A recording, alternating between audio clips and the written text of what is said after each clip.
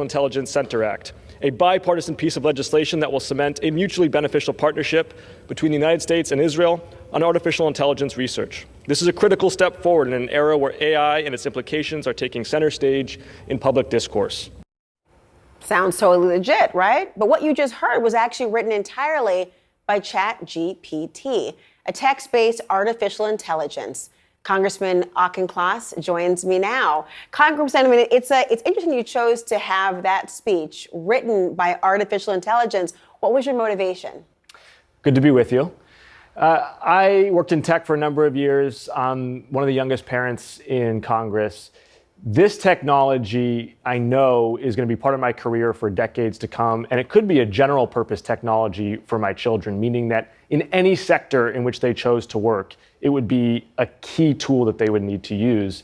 And I wanted to spotlight this for Congress so that we have a debate now about purposeful policy for AI and not be 10 years behind the ball like I think a lot of policy was for social media. It certainly, when you think about the way in which you've heard congressional hearings when they're trying to wrap their arms around a problem that really the train has left the station. With this moment in time, there is an opportunity to regulate or to course correct before it is derailed in some way. But are there legitimate concerns right now that it has the potential to be harmful? There are. And I think we got to do two things to try to counteract any kind of dystopian future.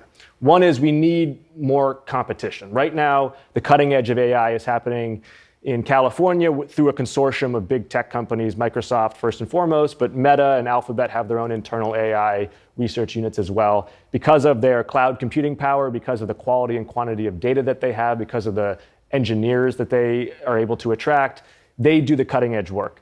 I think that this technology should be available to universities, to nonprofits, to public officials, to small companies, so that everybody can have a hand in shaping this, so that it works for everybody.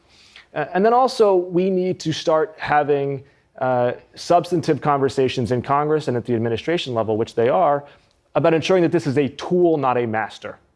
This is meant to amplify human creativity and productivity. It should not be a substitute, and we should not allow it to create economic or social conditions that 10 years from now we look back on and say, this isn't what we wanted. Because I think a lot of people have that sense with social media. These companies started small, they started scrappy, and then everyone looked around a decade later, they were worth $2 trillion and had warped a lot of the conversation that we valued.